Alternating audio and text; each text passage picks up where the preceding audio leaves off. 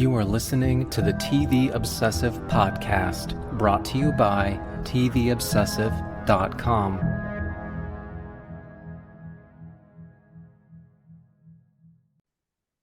Okay, welcome back to the TV Obsessive podcast. We're here today for episode 156. As always, I'm Caemeron and Ryan, executive editor for TVObsessive.com. I'm joined by Ryan and Kirksey, writer and contributor for the site. How you doing today, Ryan? Everything is great around here. Do you realize it is the week of the end of the network TV slate? Does that mean anything to you anymore? You know, the last third week of May. I didn't even really realize that it was that. Yeah. That Because time I is mean, long gone.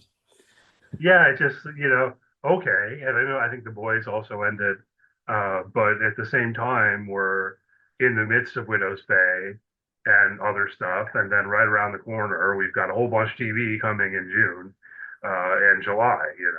From the new season of House of the Dragon, which I know you're going to write on, and Sugar, which I'm going to write on, and Silo, which we'll talk about on here, and there's just other things as well that we'll hit on. But yes, one note on that is that I guess it's tomorrow night is going to be the last episode of The Late Show with Stephen Colbert, but just The Late Show as a whole. Have you been dipping in? You've been watching any as it wraps up? Yeah, I've grabbed a couple, and I think he's being clipped everywhere online right now. So I've caught a lot of that, a lot of these sort of special gestures of what people are doing and these last interviews that he has. I guess a couple things I've noticed or paying attention to, both Jimmys, Kimmel and Fallon are airing reruns tomorrow so that no one will compete with him. And apparently Stephen Colbert has come out and said that he wants his last guest to be the Pope, and that invitation has been made. Will that happen? Unlikely, but I guess we'll see tomorrow night. That would be something. Yeah, that would be something. We'll see. I'll probably tune in tomorrow night. I haven't been watching The Late Show regularly. I'm still a huge fan of Colbert, really going back to the Colbert Report days. I love the Hmm. Colbert Report. And my feeling on it, because on the Colbert Report, he's always in character. And I remember listening to this interview with him, which I tried to find relatively recently on the internet, but it's gone. I could not find it. It was from Slate or something, and I think I ultimately found an article that had it embedded, but the audio was no longer there. But he was running through his routine on the Colbert Report. It was like, man, this guy is just so professional and working so hard on that show. So I always felt like when he went to the Late Show, he was just like relaxing a little, and Yeah. and part of that is just being himself. And so I still enjoy it, but maybe not as much as the Colbert Report. After the last time we hit on this, I did go and find a YouTube clip of the finale of the Colbert Report from Mm. the very end. I rewatched that. I don't know if you recall. He had like they sang "We'll Meet Again Some Sunny Day," Yes, yes, and yes. it was just like a plethora of guests appearing, singing the song with him for several minutes. I recall I'd confused that with the roller skating thing, and that was something else. But I did also find that people should, if you've never seen this or don't remember, this is when he did a bit where he said he was going to have Coldcella, and they Yeah. play the Daft Punk song "Get Lucky," and there's like a Yeah. roller skating dance, and there's Bryan Cranston. That's I watched that. It's like an unofficial YouTube video I found, and after I found it, I probably watched that like 5 or 6 times again. But curious to see what he does to wrap up with the Late Show for sure. Yeah, and apparently he's getting a oversized finale, so we're talking about hour and a half to 2 hours somewhere in there. Oh, really? Yeah. All right. It's we'll see. But I'm thinking about tuning in as it airs. Yeah. There would be, it's like I can't recall the last time I've done that with like a late night show Yeah. or Yeah. whatever, because just get into the streaming and watch YouTube clips. But maybe I'll actually watch the whole thing I, as it I airs. think that's the right way to do it. Yeah, I do. Uh, of course, I presume it's not live. It's probably pre-taped. But uh, anyhow, let's see what else has been going on. I mentioned Celebrity Jeopardy All Stars briefly last week and getting spoiled on it. They really ramped up programming schedule on this, which I Yes. didn't realize they were going to do. They'd been putting out an episode like each Friday, like one a week. But then I guess they decided, well, now we're at the semifinals, we're just going to put out one a night. So it's just all of a sudden, Yeah. and I did get spoiled also on the finale, but so it goes. I don't know if we should withhold or not. You know what? Like, who won, right?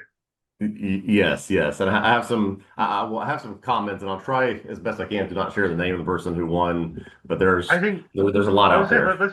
let's just go for it. It's like news at this point, right? Okay. So to give a protracted spoiler warning in case anyone wants to plug their ears, I'll tell a little anecdote about how back in 2004, whenever it was, when Ken Jennings was on his historic Jeopardy run, Hmm. I used to listen to NPR in my car, and so I was driving one afternoon when they reported that he was going to lose that night. Episode hadn't aired yet, for me at least.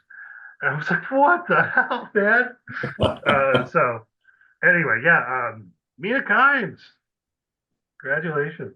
Mina Kimes Awesome. won. She won Celebrity Jeopardy, $1 million to a charity of her choice out in, I think, the Los Angeles area. Now, I got interested in something that I saw online and went and listened to her. She has a TV podcast. I don't know if you know this, called Viewer Yeah, Discretion.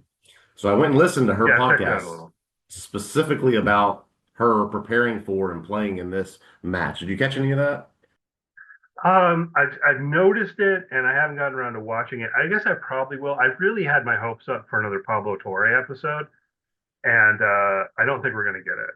Yeah, She did one after her finals appearance, yeah, but then in her semifinal appearance, she was on the same night as Katie Nolan. So I right. was really hoping to get another Pablo episode with both Mina and Katie. And I don't know, like part of me is guessing maybe Katie Nolan didn't want to do it because did you see that episode? She has to have been just totally kicking herself about Yeah. how that final Jeopardy went because she got it right, but she didn't bet anything. Okay, so And this is what I wanted to bring up. So we've never talked about this before, but one of my like extremely nerdy things that I like to research and study is game theory. Okay, like how to play these shows. And so in her yeah, podcast, she talks about this specifically, how leading into that semifinal match, she studied the betting strategy for Final Jeopardy and what you're supposed to do and how you're supposed to play it depending on where you are in relation to your competitors. And she did the right thing, even though she was in yep. second place. And when you're in second place, you have to count on the person in first missing it and betting more to cover third. And she was able to do it. And I just found it fascinating because she goes into not only how she studied that, but then the 2 months that she had in between semifinals and finals and how she prepared for Final Jeopardy is I mean, just interesting for somebody that really likes to nerd out on that kind of stuff. She gets into some deep detail. Well, yeah, I'll have to check that out. I have watched her viewer discretion a couple times. There've been a couple times when she's been talking about the same show we've been talking about on here. Yeah, yeah. It's interesting. But then sometimes they double up on things in a weird way. Like I remember there's one period where it was like they're talking about the traders, and I wanted to listen to that, but then they were also talking about something else I wasn't watching. Yeah. And so it was like I watched half the episode, which I guess you can do. But yeah, she definitely. It was fun. The last Pablo Torre episode that she was on, it was clear that like how serious she was taking Jeopardy and just like how Yes. competitive she is, and I love it too because like I feel like she just can't help it. It's like of course Mina Kimes was stuttering, of course she like Yeah. bought a prop Jeopardy buzzer to use at home to practice and Yeah. did research on the Reddit and all of this kind of stuff. So I won't spoil this because I really do encourage people to go watch this and really want to give her the credit for it. But her agent is the same agent for James, I think it's Holdenauer, the guy who's like Jeopardy mhm. James, who won 50 or something games in a row. And so because of that, there's some things she was able to do to prepare that's a really interesting story. So yeah, it's worth checking out. Yeah, I definitely I will. I will. Still holding out some hope for a Pablo Torre finds out episode because I want it to be. The other thing is I don't know if you do watch the past one, but in the previous season I think Katie Nolan was up against man what's the guy's name from Wings Steven Oh, yeah. Weber. This was played with Weber. Yes. Um and it was like they had a little kind of rivalry. Like he was like her nemesis or something in the previous season. So that could mean it was going up against him in the final. I don't know, it'd be entertaining, but we'll see. It would probably be this week if they do it at all. But anyhow, um, I've also been watching The Audacity, which I think I mentioned before. We're getting close to the end of season one. There's two more episodes or one more episode if you're watching on AMC Plus. They're doing this weird thing where they're putting it out on AMC Plus a week before it airs on Yeah. linear cable. Which I guess I won't complain about at length again. But I do think it kind of disrupts the possibility for conversation around the show. So I hope they stop doing this kind of stuff. AMC Plus is kind of odd in that way. Um, have you checked the show out at all? I have I real have not mixed seen feelings any about it. of it yet. Not yet. Um, so it's like a Silicon Valley show. Hmm. Sarah Goldberg is one of the big draws for me. She's one of the main characters. You got Billy Magnuson. You got Zach Galifianakis, and Okay. others. Good cast, a really good cast and everything. And it's a good show. It's a really good show. But I also hate all of the characters. So it's one of those. You know, it's like I just hate all these people. You know, even the kid. At first, I was like, Yeah. oh, you know, it's like obviously I'm gonna like the kid. No, I hate that. I hate that kid. You know, and it's just like so. I mean, I'm sure that it's all very intentional. You know, I'm not sure if I'm supposed to hate them to the level that I do. We'll kind of see where it goes, but um, it's a weird one for me because I, I would never say I have to like the characters in a TV show, really. But I mean, hopefully some of them I have to at least care about them, and that's the Yeah. line that we're going to ultimately play with here, or is caring about them in a negative way going to be sufficient? You know, like wanting Yeah. to see them suffer because I'm sure they're going to suffer. You know, so we got that going for us. So they Yeah. It's an important distinction between not necessarily having to like or not like all the characters, but you care about the arc of those characters. And it helps if you like them, but you can also be rooting for an arc for characters you don't necessarily like. Yeah, I mean, you know, I guess no. I was about to say maybe there are a couple characters I sort of like, but no, not really. Not when I dwell with it, you know. So, but it is a well-made show, and I'll be curious to see if it gathers any momentum. They've already renewed it for season two, so I don't feel like I see a lot of people talking about it, and Yeah. maybe that's because it's like on AMC Plus, which I don't know how many people subscribe to AMC Plus. Yeah. I did see something recently. I guess they've got like a good deal going on right now. But you know, they've always been weird because I feel like the last time I was subscribed to AMC Plus was when the final season of Better Call Saul was airing. Mm. Yeah.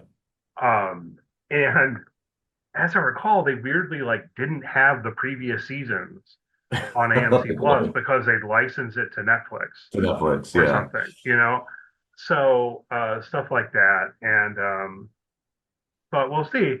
One of our news items relating to that is that they're going to be the home to Doctor Who, at least the Mm. quote unquote new Who, which is 20 years old now.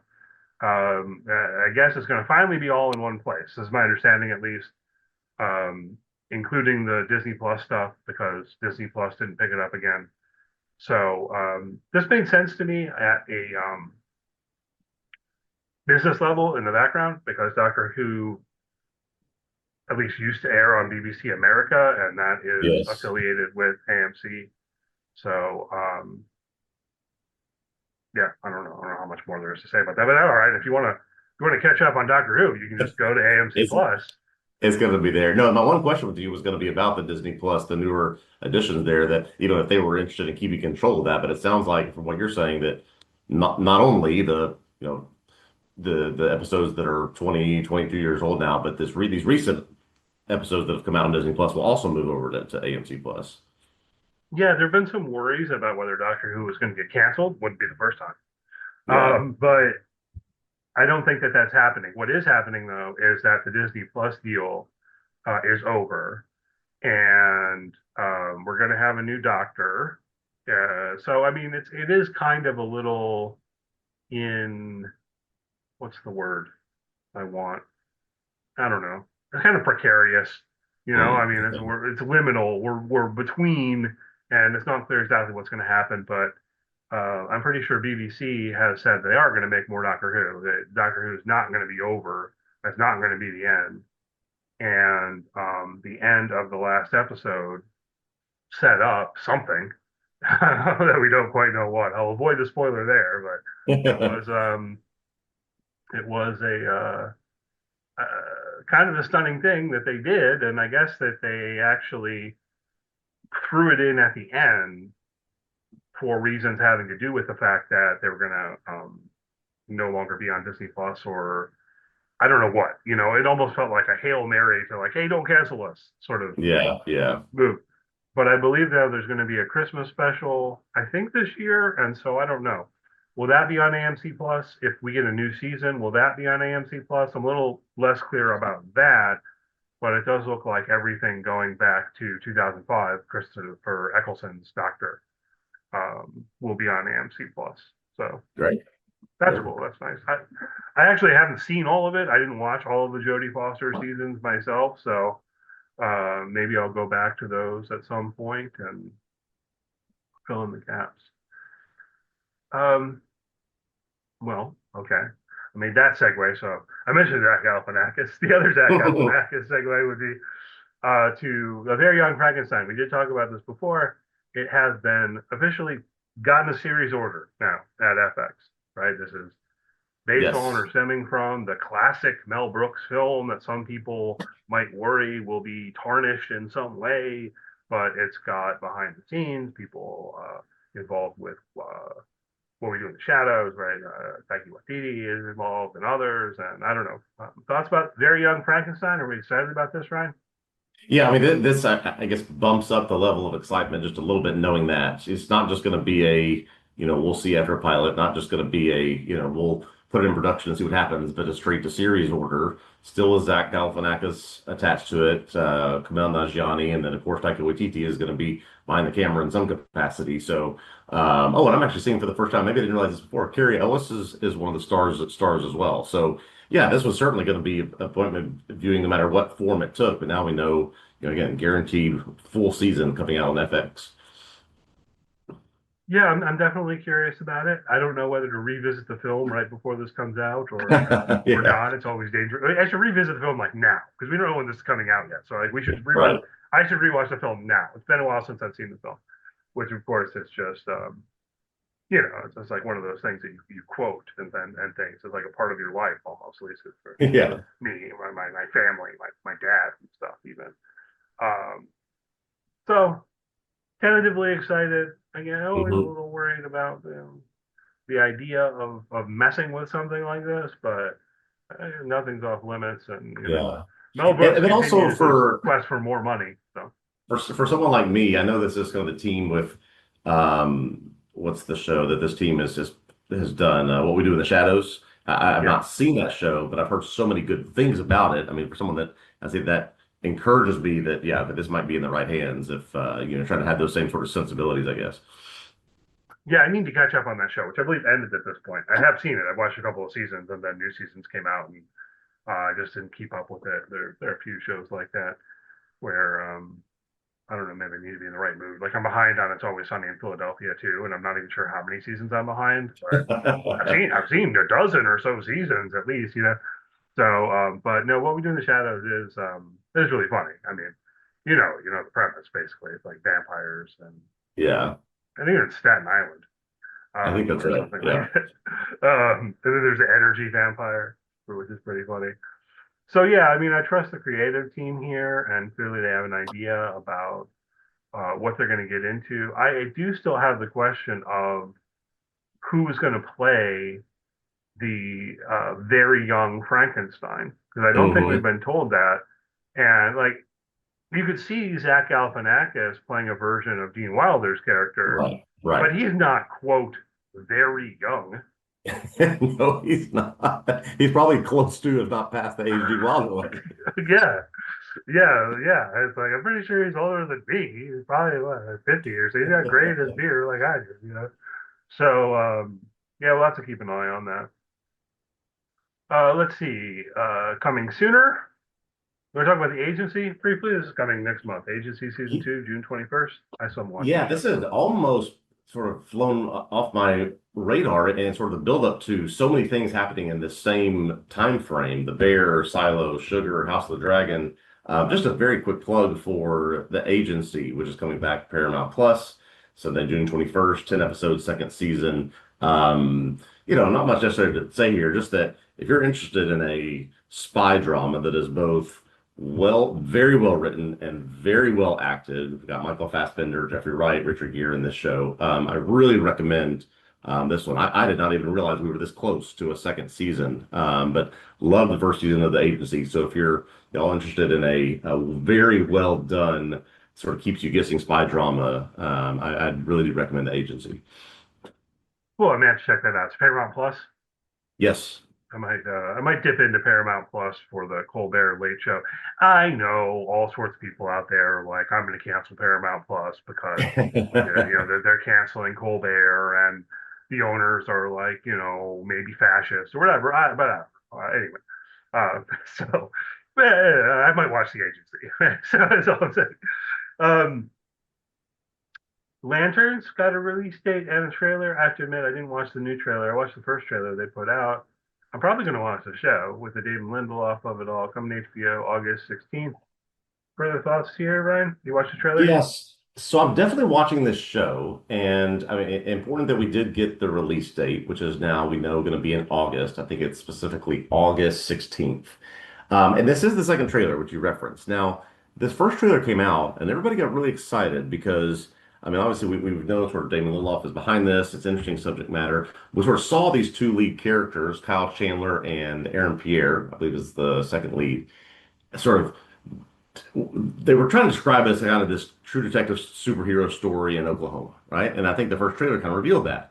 Second trailer shows a lot of sort of space things, sort of Kyle Chandler with a Hmm. suit flying up into the atmosphere. And it almost got me slightly less excited about it. Like I really wanted that sort of just grounded apprentice and students passing on the lanterns. I don't want to go off into sort of spacey stuff and just sort of keep it in the genre that it was in this first trailer. And so I'm not any less interested. I'm just like, oh, there's gonna be some components that maybe aren't as appealing to me as sort of this more grounded story that they initially teased us with. Interesting. Well, maybe I'll have to go watch this trailer after all. Again, I know I'm probably going to watch the show, so do I need to watch another trailer? But um, that's an interesting wrinkle, yeah, because the first one that they put out did seem very much like a grounded, gritty, Yep. almost crime drama sort of action thriller thing that just happened to have this element about Yes. lanterns. Curious to see how that goes. Speaking of David Lindelof, I realized. See, at first I put this on our sheet because I was like, "Oh, another David Lindelof series," and then I started to have like a weird deja vu. So I think we did talk about this um, months ago, and the news now is the casting of Jodie Comer. So anyway, Hmm. it's The Chain. It's an action thriller. It'll be from Damon Lindelof on HBO, and we have the casting information. You familiar with Jodie Comer? I did a little bit of digging right before we got on here. I can't say I've seen too much that she has done, but then I also saw sort of this production is getting praised for this casting news. So I'm certainly excited to see what she does, but just wasn't that familiar with a lot of her work. Yeah, I mean, I think she's recognizable. She was in Killing Eve and a number of other Mm, things. yeah. Um, I can't quite. I actually haven't watched Killing Eve, but it's somehow familiar enough with Killing Eve for that to stand out to me. It's been on my list of things to catch up on at some point. But yeah, again, Damon Lindelof is. I know that there was some stuff that came out about toxicity and the writers' room on Yeah. Lost and all that kind of stuff. But at the same time, yeah, I'm not going to let him completely off the hook. He did Yeah. apologize, but I'm not going to try to suggest, hey, an apology should mean we shouldn't care about that anymore. But Right. it does seem like he maybe learned from it, and there's definitely not enough there for me to go against how I've pretty much been a fan of all of his TV shows. So the fact that Exactly. he's behind the scenes here means I'll check it out for sure. Yeah, he's got a high batting average, and to take on this genre, which is, this is from a best-selling book that's a thriller about a daughter or a mother that loses their daughter. Yeah, I'm interested to see what someone like him can do with that. Yeah, I will be curious. And in particular with this one, insofar as I mean, almost everything he's done has almost involved something kind of supernatural. Lost Hmm. the leftovers in like a almost like negative theology kind of way. That's right. Um, the Watchmen. Again, Mrs. Davis. Not really. Not really. So okay, but this seems like, from what I'm reading at least, it seems like this is going to be like a more straightforward action thriller. It's based on a book. I haven't read It's the book, of course. So I hope there's something particularly intriguing about it yeah. that's appealing to him here. But it'll be interesting to see him try his hand at something that does feel, I don't know, more. I don't see any evidence of any kind of supernatural type element. Whereas Lanterns, we were just talking about, even if the first teaser looked like it was going to be really kind of grounded and gritty, it's at the same time like, okay, but there's superpowers involved. Yeah, that's right. So They wear magic rings, yes. yeah, so we'll keep an eye for that. No date. I think it's still early on. Just getting some casting news there. But all right, you ready to talk about Widow's Bay? Yes, definitely. Let's do this episode. All right, we're up to episode 5 of season 1. Hopefully, there's more than one season ultimately. Episode 5: What to expect on your trip. Oh, play on words there. Anyway, this is your spoiler warning. We'll put a little bit of music in here and be back with you in just about 10 seconds.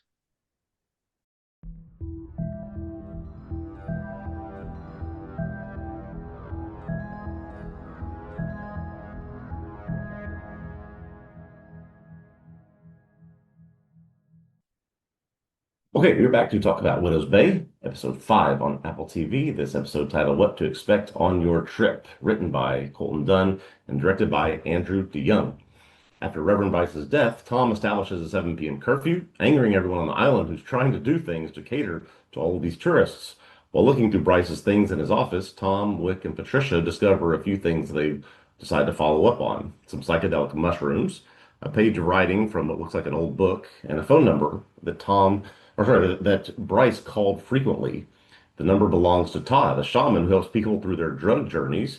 Todd prepares some of the mushrooms for Wick to take so they can help find some of the answers that Bryce were looking for, but it's accidentally given to Tom instead. This sends him into a hallucinogenic state for the rest of the day, including during his search for his son Evan, his time working in the office, and while he attends a town hall where people are complaining about the curfew. Wick learns from the page out of the book that some of the island's mysteries might be buried with the town's founder. Evan and his friends tell stories about the boogeyman to some off-island girls, and then Sheriff Betcher busts Evan right before he's about to break into the boogeyman's old house. When Tom and Evan are back together at home again, Tom gets sick and flashes back to when Evan was born, a day when Tom and his wife Lauren were leaving the island on a ferry. Lauren lost her eyesight. She started to become delirious, and then presumably died sometime after giving birth to Evan. I don't know if you saw last week, but Widow's Bay has entered their actors and actresses, their episodes, their writers into comedy category for Emmy consideration. Probably not a surprise, but I found it interesting in this episode in particular that despite some very dark and some really deep material that they explore, there was still this sort of comedic element that I just couldn't get past. And I just found really great in this episode. This episode written by Colton Dunn, a former Key and Peele sketch writer and Hmm. performer on the Superstore show. So just again, just great mashup that they just are finding new ways to give us every week.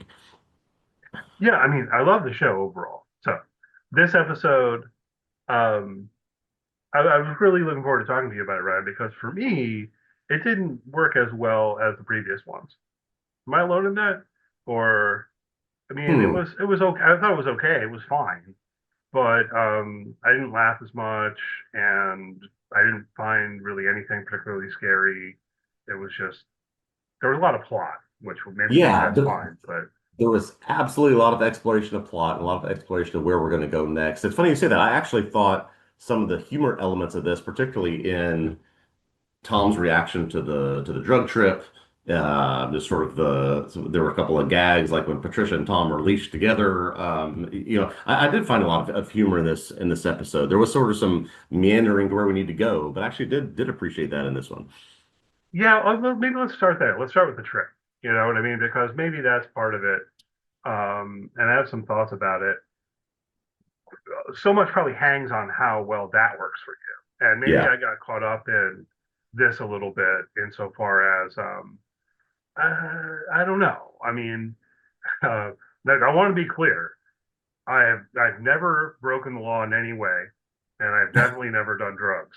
But I'm not sure that the mushroom trip felt realistic to me, I guess. But I mean, they do say that they're like only on this island, you know. So Yeah. there's some super special kind of mushrooms, but they make it sound like it's going to be just this absolutely wild ride. And it is interesting, I think, structurally how they handled it because it seems more like Tom keeps blacking out. He keeps losing time. Yeah. But in terms of I don't know, psychedelic element or whatever, I mean, there's the one scene where Dale's face it goes weird, Yes. and that's about it. Mostly, it's just a matter of Tom losing time, I guess. And yeah, there are some funny bits in there, like they're putting him on a leash and so on. But I found myself feeling like it was almost like they cut out what would have been the funniest Hmm. stuff Yeah. on I, purpose. So I kind of get it conceptually, and I kind of like that, but I don't know.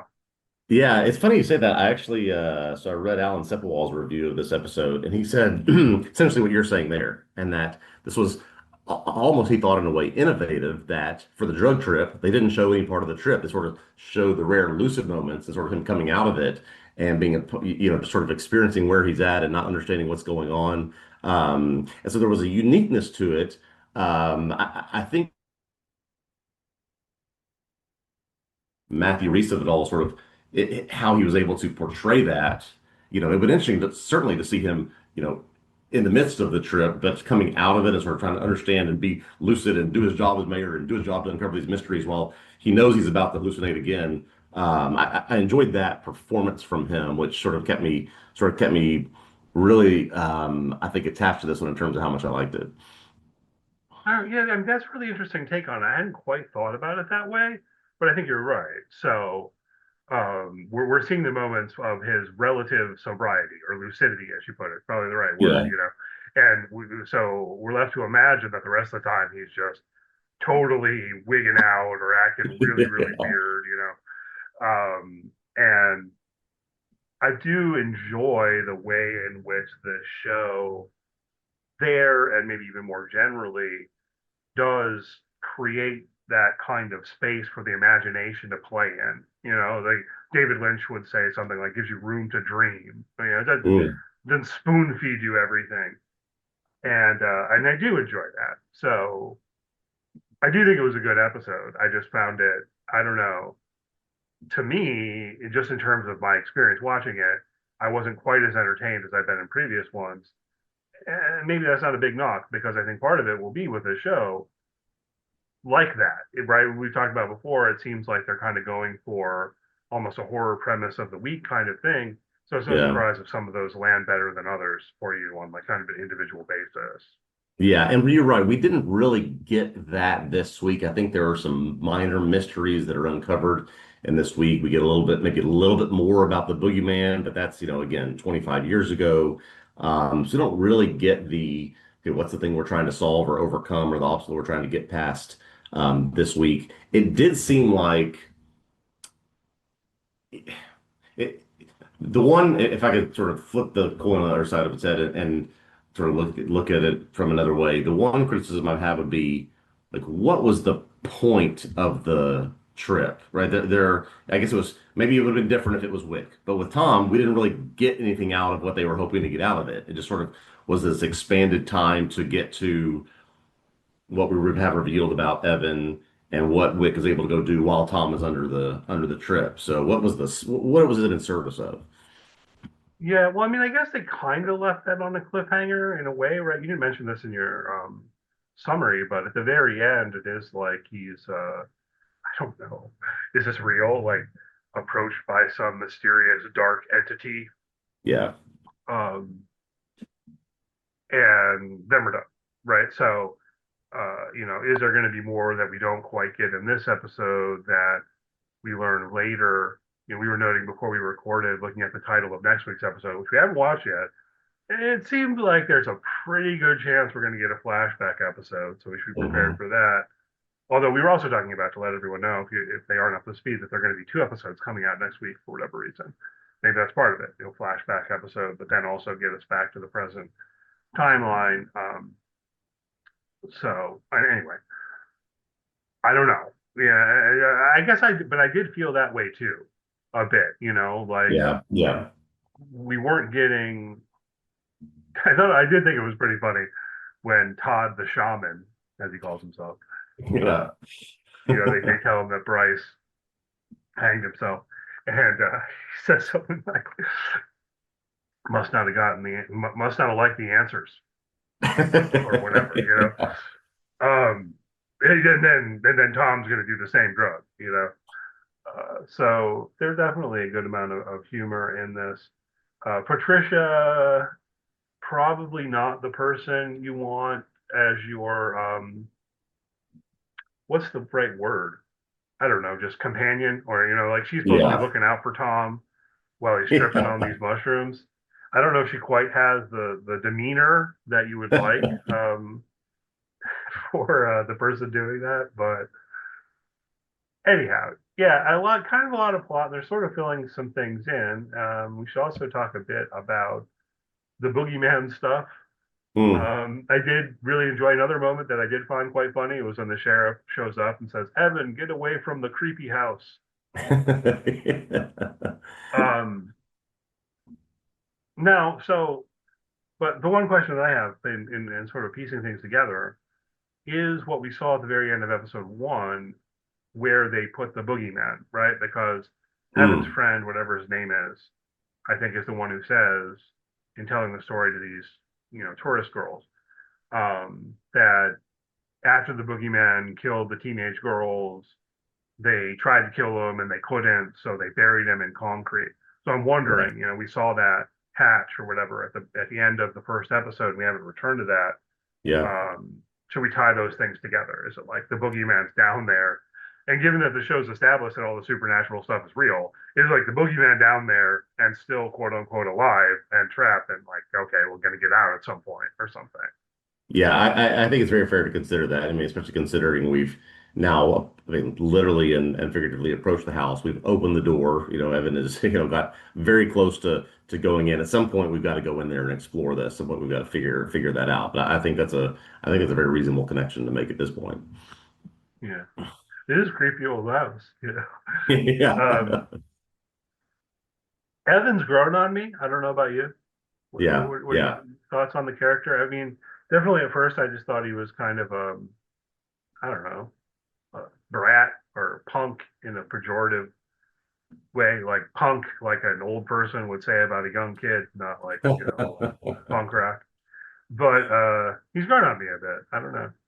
Well, it's interesting. He was introduced exactly that way, and it doesn't seem like he has or his personality has changed much since then. But what we've gotten are these interesting little nuggets of his backstory and what he is concerned about, and his dad won't let him leave, and why his dad won't let him leave, and how he wants probably nothing more than just to sort of break free from there. People, saying in this episode, "What? You've never been off the island before?" These types of comments. So you get this sense of why he is acting this way. He's just a, 17-year-old who wants to, see see what else is out there.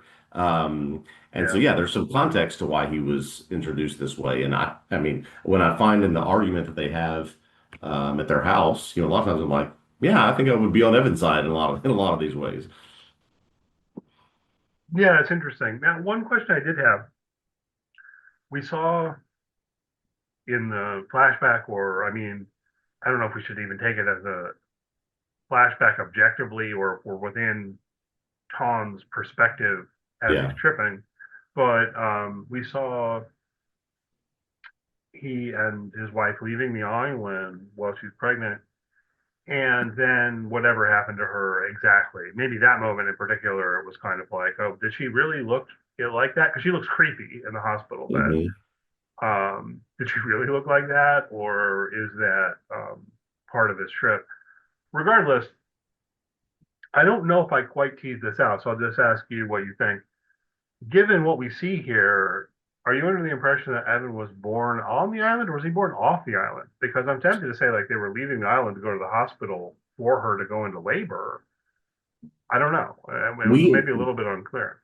we have been told, I believe, in past episodes that he was born on the island, that Tom was not. Evan was born on the island, and I think that they tried to make that as clear as they could when they're on the ferry. And I think Tom says 3 or 4 times, turn around, turn the boat around. So if they are heading off island, whatever it is that does its thing to the people that can't leave there happens to Lauren. They turn back around, and Evan is then born there on the island, and that's where sort of this whole story comes from. However, Okay. I think we are left with sort of some maybe with a bigger theme of this show that um, do we believe everything that we hear or even believe everything that we see? Because we've heard Tom tell the early that part of the bachelorette party that his wife died from complications in childbirth. Well, that's not exactly what we see here, assuming Evan has been Yeah. born. We see her sort of in this comatose state. So what exactly happened? I'm not sure we know 100% yet. Right. So, I mean, first, thanks, because I think I just wasn't quite following that well enough. And then in retrospect, I was thinking like, oh, I was pretty sure he was born on the island, but it seems like they were leaving Yeah. the island. And I guess you're right. There is enough information in there that they turned around. Um, so that makes sense. And okay, so Tom thinks Evan can't leave the island, and maybe he's right. But which Yeah. is funny because at the beginning of the series, at least, he's very much like, oh, this is all this curse stuff is nonsense, Yeah. even though apparently his wife died from it. What else happened there? Has he been repressing that? Maybe that's part of it. You know what I mean? So Hmm. not necessarily when he says that his wife died in childbirth, that is the story he's also been telling himself. And the Yeah. weirdness that relates to supernatural is something that he's sort of repressed that is coming back to him now as he is tripping on these mushrooms. So that might be part of the significance, and maybe we'll get a little bit more there as well. I couldn't help but think about Patricia last week. Has she told herself the story long enough that the boogeyman attacked her and she escaped that she believes it now, or did that actually happen? We seem to be getting a lot of these sort of, one point of view. We're told a story, but what actually happened, and does that matter in the long run? I don't know. Good, yeah, and okay, this is a good moment for me to thread in the YouTube comment we got this past week and talk about it a little bit. It doesn't directly relate to this episode necessarily, but it was, last week we were talking about that question with Patricia and thinking about the boogeyman attacking, 25 years ago and saying, thinking Yeah. about these women being in their 40s and so on. Anyway, the YouTube commenter was like, oh, no. Recall back in episode one, Patricia said she's 28. And remember that Shep, who seemed like an old guy, his medical chart said he was 37. Time works differently on the island. It's weird, and aging works differently, or whatever. Now, I'm not convinced by that, but I do think it's an interesting question to note and bear in mind. I think when Patricia said that remark about being 28, I think she said something like it was her biological age. So I read it as one of those, oh, well, maybe I'm actually 40, but according to this, internet Yeah. chart thing, I have the body of a 28-year-old. I read it that way. And then I don't know, there are multiple ways you could read the thing with Shep, whether it's like the doctor, who we've seen is not the most confident guy, never updated his age, or maybe in another direction, it's that being out on the bay made him age faster or something. But Yeah. there's definitely something there, and it does seem like maybe something we should note and look out for further information that might relate to. Any Yeah, thoughts it's on just that? it's interesting that this show sort of there's very little you can point to that is concrete, no doubt about it, set in stone truth that things that we know that took place that we have seen in the perspective of, we can take it as an honest viewer that this is actually what happened. Reliable narrators, all of that. There's very, very little of that in this lore and these mysteries and what happened and what these people experienced. Even in Tom's flashback, it's on drugs. How do we know? So very, very little. I just find that interesting and just putting in a little asterisk by it as we get, we now move to the second half of the season. Right. Because I mean, also the technology's out of date and all of that, but we've already offered the interpretation that it just has to do with the island almost geographically or whatever. Yeah. Yeah. Which I mean, of course, it's not a real place, so but somewhat plausible to me that some island in the Northeast would still only have landlines. And but if you start thinking about it, you go, oh well, you can't cell phones won't work. Why is that? Is it because it's cursed? You can relate everything to it, and the show keeps kind of confirming that that is Yeah. true. There is something going on at that supernatural type level. So we'll see how it all comes together here. Um, did you have thoughts about the actor who plays Todd? I know you noted his name here, Chris Fleming. I just Actor name. yeah, looked up Chris Fleming. I had remember seeing him before.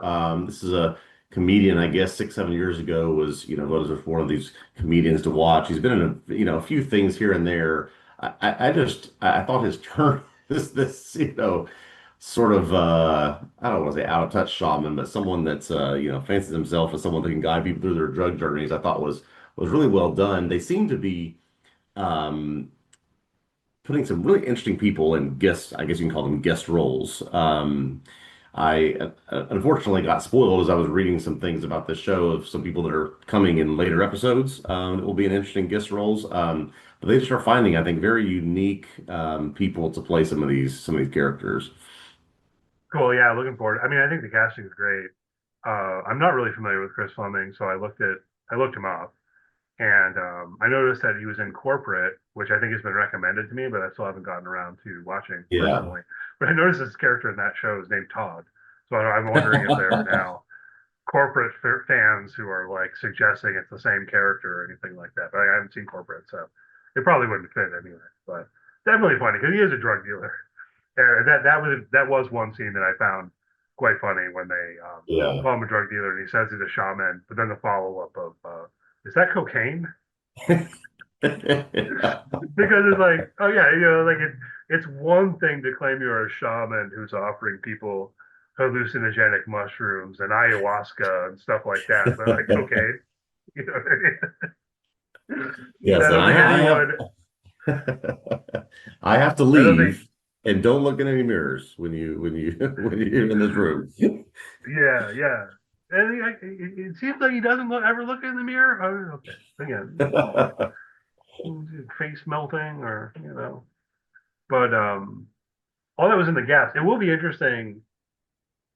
I'd be curious to hear even how they did that. Did they Yeah, write what he was doing? Did they maybe even film what he was doing and then cut it out? Will we get little snippets that yeah, come back to him later or something? I guess might be a possibility. It definitely is somewhat innovative, and I like that way of putting it that you were mentioning, which I guess comes from Alan Sepinwall. I haven't read his recap myself, but that idea that we're only getting his moments of lucidity, and quite thought about it that way, and I do like that. And I appreciate what they were up to there. Mysteries with the town's found town's founder, all the stuff Wick's getting into. We have to sort of piece some things together there too, because we're largely getting it from Tom's perspective. What do you feel like we know there? So yeah, well, the little things we know, I sort of made a couple of notes here that there is some kind of cylinder that contains some sense of the town's secrets or its origins. It's buried with the town's founder. They've uncovered it in some of these old writing, which by the way, this lady is like at the historical society is like should be working in the Smithsonian or something. I mean, she's like the best person I've ever seen, archivist or whatever that they have. But she's Yeah, uncovered some things, so I think that's where we're headed in the next episode to uncover some of this stuff. But all we know is that some of the answers might be buried wherever that is with the town's founder. yeah. And who was the guy at the beginning who found the mushrooms in the snow, is I'm that I'm going to wonder matter? I'm wondering if that's coming in a future episode. Yeah, I mean, clearly that's there for a reason, and it did not look like, the most modern of. I mean, it's hard to tell, but not modern dress or modern grooming. So we'll see that person who that person actually is. Yeah, yeah. No, I definitely read it as like back in the 1700s or Yeah. something like that myself. So, um, really curious to see where it goes. Yeah, we've got 2 episodes next week, so we'll cover both of them. Anything else you want to say on this one before we wrap up? I think that about covers it. Yeah, Interesting, different perspectives. I think that's part of what makes the show so great. I think you can get a lot out of it, no matter what you're watching it for, whether just sort of some of these. There are mystery elements, there are horror elements, there are comedic elements. I mean, the performances. I mean, even Jeff Hiller in this episode, I thought was fantastic, and in his 10 words that he said, and in the way he was yeah. shot during the trip. I mean, there's so much just to dig into here. I'm a fan of Jeff Hiller, and it's interesting. Maybe when I, at some later date, rewatch this episode, I'll like it way better and be laughing way more or something. Like who knows? Maybe it was something about the Yeah, mood I was in when I watched it, or yeah. um, yeah, various things. I mean, it definitely was good, and I am enjoying the show. I was going to mention I did watch a brief little interview on YouTube. Might have been from Screen Rant with Katie Dippold and Mm. some of the cast members, Matthew Reese, Stephen Root, and Katie Flynn, Katie O'Flynn. What's Katie her O'Flynn, I name? think. Yeah, I think that's right. O'Flynn. Anyway, it was interesting. I didn't realize that. I guess this show, Katie Dippold originally wrote like a spec script to get hired on Parks and Rec. So the idea's been out there for a while, Oh, like wow. that, and Okay. then now they're getting around to making it. Also, it's always like weird for me when I hear what Matthew Reese actually sounds like when he's not acting. He's just got this thick accent. Man, you got to give I credit. do have a theory, or I don't know if it's a theory, but maybe this is just a personal opinion that I think he has the best American accent for a British actor. I just think he does it very, very well. I mean, he's been doing it obviously across 3 different television shows in the past 15 years. I just think he does it very well. Definitely got to give him credit for how well he does it. I mean, all Yeah. of these actors who, um, do an American accent for the sake of acting, and then you hear them, whether they're British or Australian or whatever. There's a lot of actors that this would apply to. But I agree. I think Matthew Reese, he definitely. That's the thing. Like I actually forget that Yeah, he that's right. doesn't talk that way when he's not acting as an American. But that was an enjoyable little thing. I guess I didn't have much more to pull in from that. But oh, I mean that Katie Dippold is also behind the Babadook tweet. You know what I'm talking about? Oh, I think we talked. Yeah, we may have talked about that before. But Did we yes, talk that's about right. that on there? Okay. Yeah. Um, Anyhow, just kind of filling time. I guess we're done. Thanks always. Thanks always for listening to the podcast. Hopefully you enjoyed it. So please do leave a good rating, review, all that good stuff. If you're on YouTube, hit the thumbs up. Please subscribe to our YouTube channel. Really appreciate it. Check out TVObscast.com. You can find written work on all sorts of TV shows. If you want to follow us on social media, search for TV Obsessive. You should find us. And we'll be back with the podcast next week talking about Widow's Bay episode 6 and 7. So, again, no, 2 episodes next week. That's right. 2 episodes, and we're looking forward to that. We will see you next time.